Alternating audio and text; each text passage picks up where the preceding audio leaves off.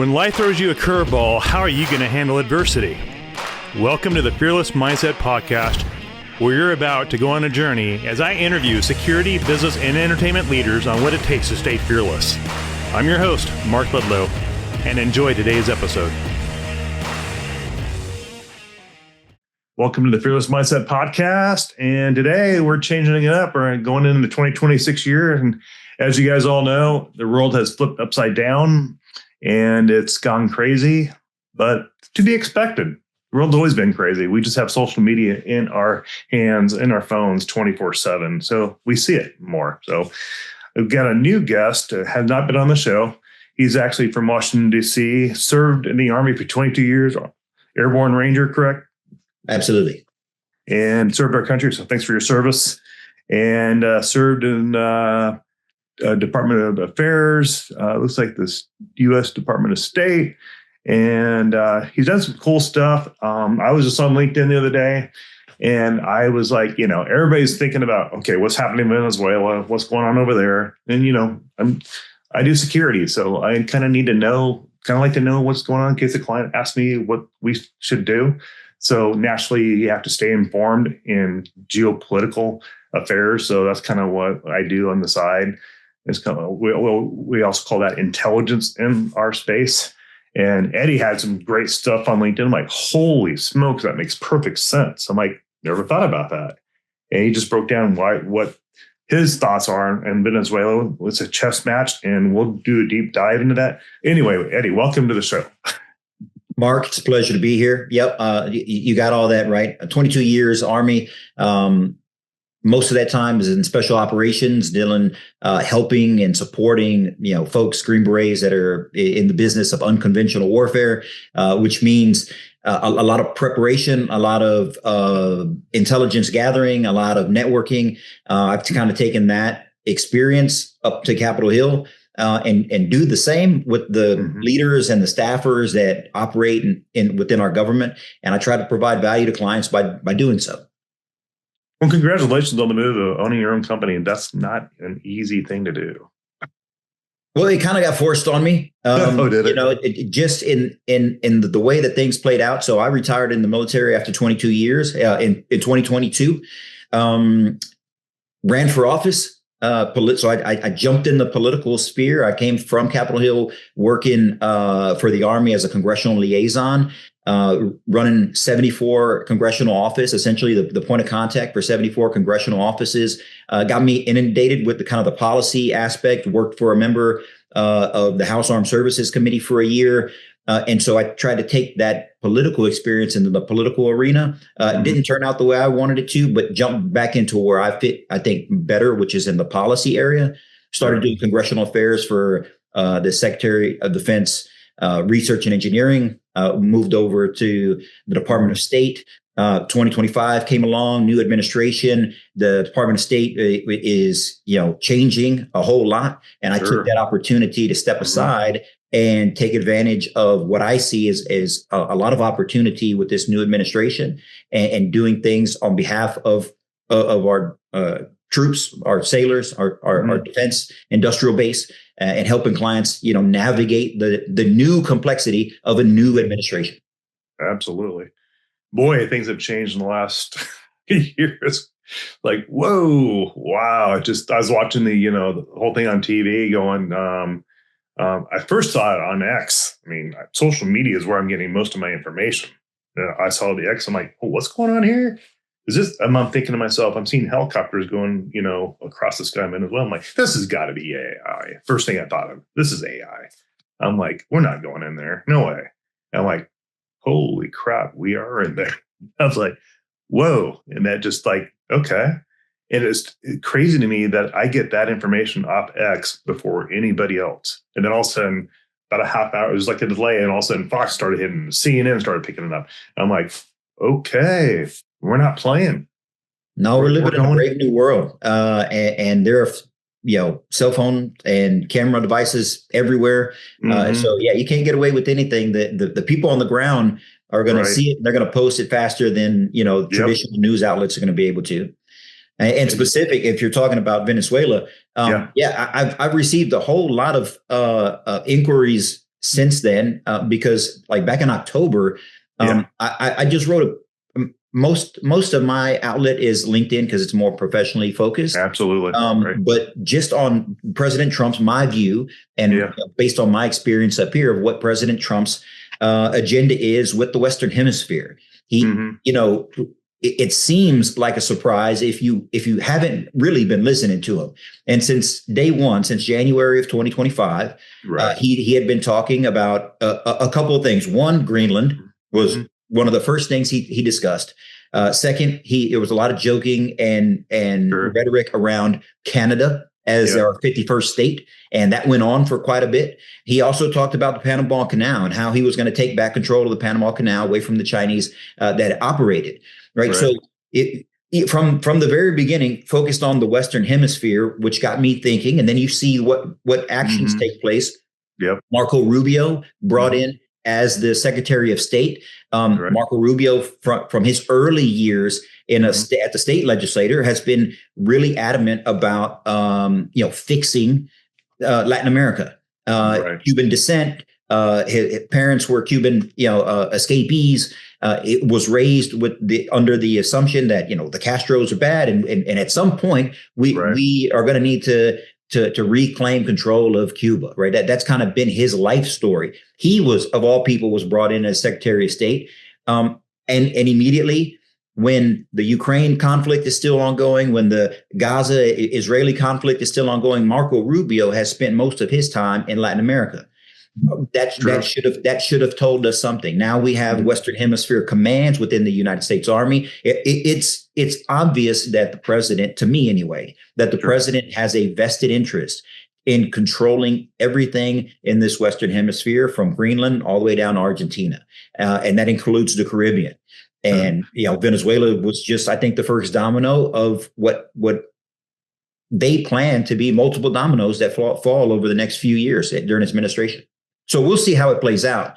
But just putting those things together, I was able to see just a little bit in front of what most people were thinking about. So I wasn't surprised that they made a move on Venezuela. Yeah, here's a thought. I mean, your LinkedIn post, it broke it down so clearly. I'm like, I just read it. I'm like, okay, it's the chess game. Explain to the audience, especially the young professionals that are going into politics, policy, and all that. They don't understand. They're going, oh, he's trying to take over the world. I'm like, no, there's a chess game going on right now, and we owe money to China, and you explained it in your post. And if you could kind of break down that thought process in a general perspective to the common layperson could make sense what the chess game looks like in Venezuela. Why are they doing what they're doing? Yeah, there's an old saying that goes something of like politics is a military campaign without the bullets. Or another one that describes warfare as politics with bullets. The immediate, I think this is a cause of the global war on terrorism. The immediate thought is that we're going to war with countries. I think the bigger war right now is an economic war. It's an economic war. It's an economic war over resources, because if you don't have the critical minerals to produce the batteries or the equipment that you can even give to your troops, then you've already lost before anything has ever been fired. And that economic war, I think, is where President Trump really sees the battle. And in that aspect, he wants to dominate it, just like he did in the commercial sector as a builder and as and on all his ventures on the commercial side. And that means taking on the biggest competitor, which is China, and bad actors who want to see us fail, like North Korea, like Iran, like Russia, and some of those bad. And Venezuela falls in that. Cuba falls into that scope. And so in order to control what comes in and what comes out of our country, and how we benefit, right? How we can benefit from it. In his mind, you got to control it. And so first things first, we got to start with the border. He was super staunch on it. He's never wavered from it. The border is pretty shut off compared to what it was in the past. Sure. And now the next move is like, okay, if we can stop people from coming in immediately, now how do we stop them from even trying to come in? And Venezuela's been a hot spot for that for quite some time. Whenever there's a problem, or bad actors trying to seek refuge or to get inside America, they're flying into Caracas and they're walking up, Mexico. Right. That's just been happening. Mm-hmm. And so he wants to stop it. He's working on stopping it. And if we can get, I think in his mind, if we can get friendly actors in Latin America, whether it's Bukele in El Salvador, whether it's Milei in Argentina, and now maybe Machado after today. I mean, they just had their sit down face to face. If she's the next person and she's pro-American and will work towards his agenda, I mean, then we start to really have some unity with America to put pressure on those other bad actors, whether it be Nicaragua, whether it be Cuba, or whoever in this Western Hemisphere. So it's a game that we don't want to turn into military conflict, and I think that the president would rather control the resources and the economy. That way, we can reap the benefits of his tariff plan and policy, and that's how he sees it, and his administration sees it. So for me and my clients, and from that perspective, I mean, if you don't know that, if you think that if you're a company that thinks you're going to do business with the Department of Defense because you got a tech, but that tech is built or outsourced to India or China or Vietnam or whoever, good luck to you getting it into this Department of Defense, into this administration, because they want to build it here. And if you can build it here, and you stand a great, better chance of success than if you didn't. Right.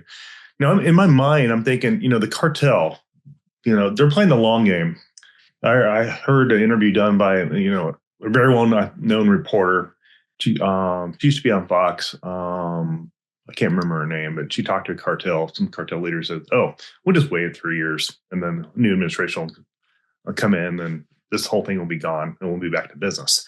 And then I'm thinking to myself, the strategy, is this really checkmate with China and taking is this more about oil, or is this more about drugs? Is this more about U.S. dominance in, South America to control, protect our interests? Being a Marine Corps veteran, I'm all about protecting, U.S. interests. But however, I don't like the bad actors being too close, like China, and doing things in South America, being too close to our soil, too close to our homeland. We got to protect it. I'm totally in agreement with that. However, what's going to happen in Venezuela? That's probably top secret information. They're not going to divulge that. But what's your theory to make Venezuela successful? Just sounds like Trump wants to sell the oil, give a percentage back to the people of Venezuela to help rebuild their nation. And I'm also hearing that oil is pretty dirty oil for money. It's very heavy, and so it takes a lot more money to process to make it worth buying, from what I'm hearing from other guys that worked in the oil industry. So I'm trying to think, okay, I get the strategy, not selling that stuff to China or Iran and taking that back, and just it's a chess move, basically, is what I'm seeing. Yeah, we're never going to know exactly what he's thinking, because he just keeps his cards close. Sure. But if you look at the past and what he's done and where his priorities have been in this space, in the defense space and the economic defense space, this defense industrial base focus is that what we've seen is that he's pressured companies to move to invest here in America, and he's pressured countries to buy American products, whether it be NVIDIA chips, whether it be Boeing planes, whoever it is, and there's a whole list of them. I'm sure you can Google all the countries that have promised now to buy American stuff. We have a whole Australian, Japanese, and Korean partnerships out there, cooperation through AUKUS to buy American submarines and American products that are going to, the Pillar 2, like a lot of the tech stuff that's going to be sold over there. So sure. If I take that, if you take that mindset and that model into this, and I think he's kind of signaled that with the oil companies, say like, hey, look, now that we have essentially control of, to some extent, the leadership here in Venezuela, we're going to go back in with American companies and we're going to drill. And if that, and so Chevron, Exxon, and Halliburton, right? Like there's a lot of work that needs to be done. And they're American job. I mean, these are American companies that can reinvest and also be, when they're taxed, they add to our GDP and to our budget. He's got that in mind. Like, okay, we're gonna put these American businesses to work down there, essentially with a government that's friendly to them. Sure, makes sense. That's what I expect. And then over the long term, not only do those countries grow, not only to their profit, do they have better profits, their investors make more money. But then if we're actually, 5, 10, 15 years down the road, if we have a relationship, and we should, with Venezuela, with these, this oil production, our gas prices should continue to stay low, and that we could sell and to other countries at higher rates, because that's what they do to us. And absolutely. And so if he's trying to reverse, reverse the process that's been done to us, I could very easily see that. And then any other, and that goes to, we're talking about oil, but that goes to any other mineral that Venezuela may or may not have. Right. And by the way, it stabilizes their country. It makes them a little bit more richer. It means there's less violence, less people fleeing their country. So they're not knocking at our southern border. I mean, in that light, it makes sense. The key is, can we do it? And that'll just have to be seen. Right. And now, everybody's watching the news. Iran was pretty much the balloon that went up in the last 36 hours. And I'm like, and I've been watching a little bit of Tucker Carlson a little bit. And there's a guy named General McGregor. And I've been kind of watching him. He's a former CIA caseworker. And I don't think he's too pro-Trump. From what he says, he just says, "Hey, we can't afford to be punching Iran in the nose right now. We don't have the military capacity." I'm just kind of going off of what I think I heard him say. And is Iran a big concern to us, or because I know we're looking at Greenland and we were dealing with Iran? Are we spreading our military too spread out right now with everything we're doing? It's like, are we that far technology advanced where we can handle that? What's your thought on that? Well, I think that the first question you asked was, is Iran a threat? I think that Iran was a very credible threat to Israel about 6 months ago. Sure. And then President Trump launched some attacks, demolished some of the nuclear facilities. That's debate whether it did as much damage as he said it is or not. That's not my field. I have no idea. I just know that they're less of an immediate threat to our partner in the region than they were 6 months ago. Now, I think I don't think it was on his radar, something like this, but it is a target of opportunity that you have this massive uprising from the population, from young people in particular, that are taken to the streets to finally try to get this Ayatollah off the seat. And so I think, like anybody, if you see a target of opportunity, he might take it. And if it does cause some instability in the region, I mean, I still don't see him putting, boots on the ground for long-term, regime change type occupation like we did in Iraq and Afghanistan. That's not his method, and it's very costly. And that's when we get it. And that's when we get into the concern that you just raised, spreading too thin. The reason that would be a problem is if we decided, hey, we're going to start to occupy a territory in Iran because it's chaotic. I just don't see it. I don't think that's his methodology. I think that his again, looking at the past, Sure. he sees a problem. Soleimani in Iraq causing problems was a target of opportunity. He just killed Soleimani. He didn't continue to target people in Iran at that time. He saw a target of opportunity with Maduro. He didn't kill a bunch of people. He's not trying to take over, the entire regime. He just took Maduro. Right. And now he's going to have a conversation with his replacement. And if his replacement that acts no better, chances are Sure. he might get picked up on the next one. And so, Right. and so, if we transfer that to the Khomeini, situation, I think if he had the opportunity to take out Khomeini, he might take that. But I don't think there's any chance that he would order American troops to land and start to occupy Iran. That'd be a tough one to sell to anybody, especially the American people. Absolutely. Sure. That's what I'm thinking too. After listening to McGregor talk, I think it was the judge he was talking to on X, and I'm like, it caught my eye. I'm like, whoa!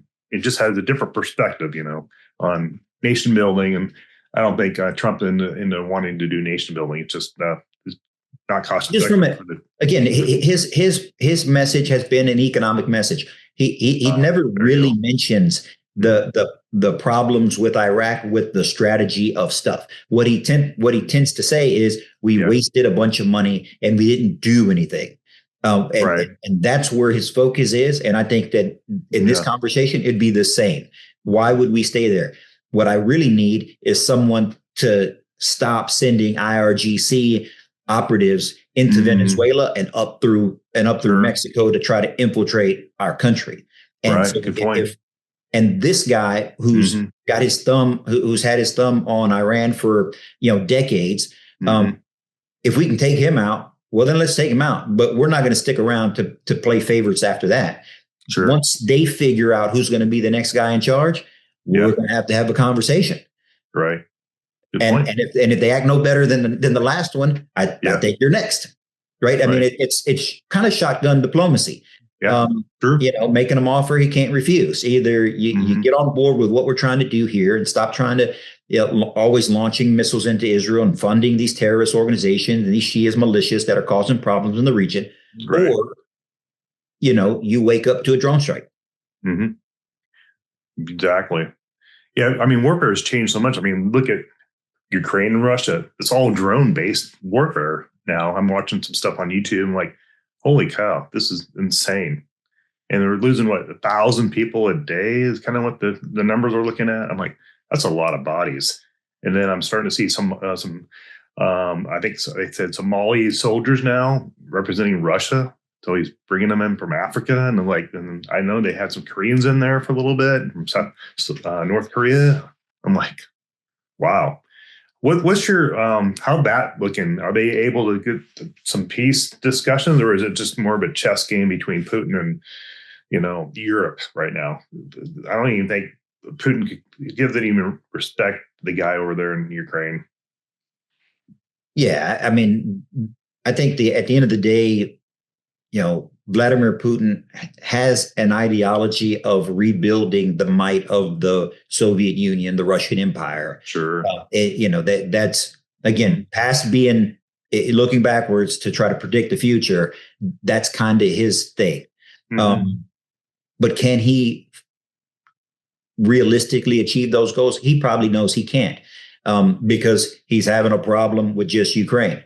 And I think that we being the federal government, the last administration and then this administration are pretty comfortable with one of our adversaries, Russia, spending billions of dollars and thousands, if not millions of lives, trying to fight for, honestly, a piece of land that very few people want. The only people who want it are the people fighting over it.